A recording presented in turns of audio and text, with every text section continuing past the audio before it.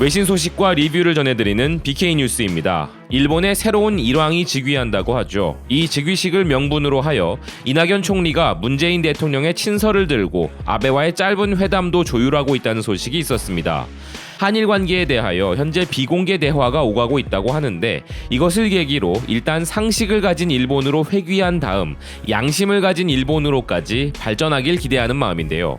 최근 여왕의 나라 영국의 유력 주간지 이코노미스트가 일왕의 즉위식을 맞아 이에 대한 기획 기사를 보도하였습니다. 그리고 이 영국 주간지는 일왕에 대해 그는 그저 갇혀있는 죄수일 뿐이라는 적나라한 표현을 하였는데요. 기사는 나루히토가 왕자 시절에 쓴 템스와 나라는 자서전에서 나루히토는 1980년대 자신이 옥스퍼드 대학 학생 시절 청바지를 입고 다니던 때가 내 인생에서 가장 행복한 시간이었다고 적은 부분을 소개하고 있습니다. 나루히토는 5월 아버지 아키히토가 나이와 병약 때문에 퇴위하면서 일본의 126대 왕이 되었고, 10월 22일 중국의 부총리와 한국의 총리를 포함한 웅대한 손님들을 맞이하는 즉위식을 열게 된다고 설명합니다. 그런데 기사는 이런 일본 군주의 삶은 터무니없이 형식적이고 난해하다는 비판을 이어가는데요. 나루히토 일왕이 영국 생활에서 보여주던 쾌활한 모습은 빛을 보지 못했으며, 일본 왕족들이 할 수 있는 일과 할 수 없는 일을 규정하는 관료 조직인 황실청은 나루히토의 자서전이 친근함과 조롱을 불러올 것을 우려하여 출판되는 것조차 원치 않았고, 이 관료들은 황실의 이미지를 보호하기 위해 지나치도록 세세하게 간섭을 한다고 이야기합니다. 그 사례로 나루히토 일왕의 동생 후미히토가 1990년에 결혼했을 때 신부가 눈에 들어간 머리카락을 빗어내리는 모습을 찍은 사진 기자가 그 장면을 찍었다는 이유로 궁전 출입 금지 조치를 당했다면서, 이에 대해 일본의 싱크탱크인 윌슨 센터의 시오토 고토는 이 왕족들이 지켜야 하는 것에 비하면 윈저 왕가는 확실히 느슨해 보인다며 일본 왕족들은 규칙에 너무 묶여 있다고 설명하는데요. 심지어 일본 언론들조차 왕족들의 사생활에 지나친 관심을 갖는 유럽의 신문들과는 다르게 왕실 여자들이 자신의 의무를 다하지 않았을 때 그들을 비난하는 것 외에는 대체로 황실청이 정한 경계를 존중하고자 한다면서, 1993년 나루히토의 약혼 소식과 2004년 그의 아내의 우울증 소식에 대해서도 일본 언론인들은 다 알고 있었지만 이 소식을 처음 전한 것은 외신들이었다고 이야기합니다. 한편 왕실의 개인 재산은 2차 세계대전 이후 거의 몰수되었고, 왕실이 사용하는 궁전과 재산은 모두 국가가 소유하고 있으며, 또한 그들의 생활비와 왕실 유지 비용도 국가가 지불한다면서, 전문가에 의하면 상왕이라 불리는 나루히토의 아버지 아키히토가 개인적인 소비와 활동에 쓸 수 있었던 돈이 1년에 500만 엔밖에 되지 않았던 것으로 추정된다고 설명하고 있습니다. 이로 인해 일본 왕족들은 많은 관심과 사랑을 받으면서도 동시에 터무니없이 지나친 관리를 받는 존재들이 되어버리는데, 그들의 삶은 황실청에 의해 분단위로 세세하게 계획되고, 대중들 앞에서의 그들의 모든 언행은 그들이 헌법이 정한 명목상의 최고 권위자로서의 선을 넘지 않도록 철저한 감시를 당한다고 이야기합니다. 비록 왕과 왕후는 다른 나라의 군주들과 마찬가지로 해외 친선 여행을 떠나기도 하고 학교와 자선단체들을 방문하여 격려를 하기도 하지만, 전통주의자들은 신토라고 불리는 그들만의 난해한 종교의식을 행하는 것이 일왕의 가장 중요한 역할이라고 생각한다는데요.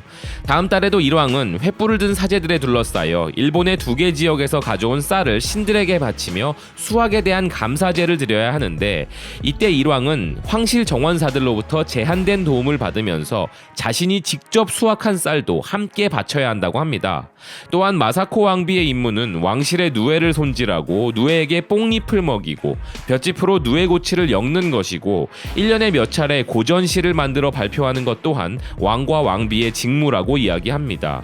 기사는 나루히토가 이런 그의 역할을 현대화하기를 원하는지 혹은 그럴 권한이 그에게 있는지조차 불확실하지만, 마사코 왕비가 왕과 왕비의 첫 기자회견에서 남편보다 아주 약간 더 길게 말을 했던 것과 공공장소에서 남편보다 한 걸음 앞서 걸었던 것이 일본 왕궁의 예절을 어긴 것이라는 이유로 성차별적인 호된 질책을 받았을 때 나루히토는 아내를 대신하여 싸운 적이 있었다고 이야기하는데요. 그는 2004년에 외교관 출신인 마사코 왕비가 이런 억압된 궁전 생활에 적응하려고 애쓰지만 완전히 지쳐버렸고 자신의 성격을 억누르고 있다며 불만을 토로한 바 있었다고 합니다. 그러면서 기사는 나루히토의 아버지인 아키히토가 했던 여러 시도들을 예로 드는데요. 아키히토는 왕실의 오래된 의식과 이를 숭배하는 터무니없는 민족주의자들을 조심스레 밀어냈다면서 2011년 쓰나미와 원전 사고 이후 일왕으로서는 처음으로 TV 연설을 했으며 재난으로 집을 잃은 사람들 중 몇 명을 방문하여 바닥에 앉아 그들과 함께 차를 마시는 행동을 했고, 일본의 평화주의를 의무화하는 헌법 조항을 개정하려는 아베의 계획에 대해서도 우회적으로나마 문제를 삼는 듯 했다고 전합니다. 또한 기사는 아키히토가 2001년의 기자회견에서 자신의 한국 선조에 대해 언급했던 부분도 이야기하는데요.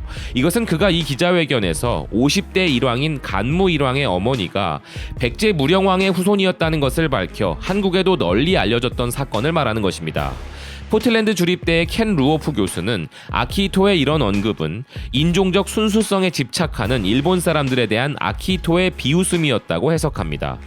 또한 최근에 그는 정부가 명백히 꺼려했던 왕이 스스로 왕위에서 퇴위할 수 있도록 하는 법을 통과시켰던 것도 이야기하고 있습니다.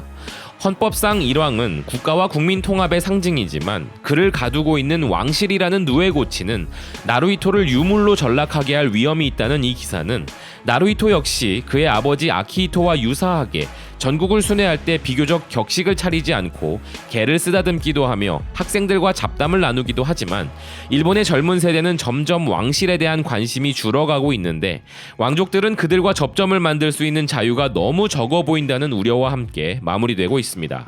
기사에서 알 수 있듯 일본이 천황이라 칭하는 일본의 왕은 그저 쌀을 재배해야 하고 누에고치를 쳐야 하며 종교적 의식을 행하는 역할을 감당해야 하는 등 황실청과 정부가 뭐든지 시키면 시키는 대로 해야만 하는 불쌍한 꼭두각시인 것인데요. 영국 언론의 표현대로 일왕은 궁전에 갇혀있는 죄수라고 부르는 것이 가장 적절한 것 같습니다. 과연 나루히토가 평화주의자이자 친한파였던 자신의 아버지 아키히토보다 더 큰 메시지를 일본에 전달하여 아베의 행동을 교정하고 일본을 바꾸어낼 수 있을지, 왕이라는 직위에 비해 너무나 작은 그의 힘과 권력을 보면 큰 희망을 갖기 어려워 보이지만 그래도 그가 최소한 그런 시도만큼은 해보길 바란다는 의견입니다. 지금까지 BK뉴스였습니다. 시청해주셔서 감사드립니다.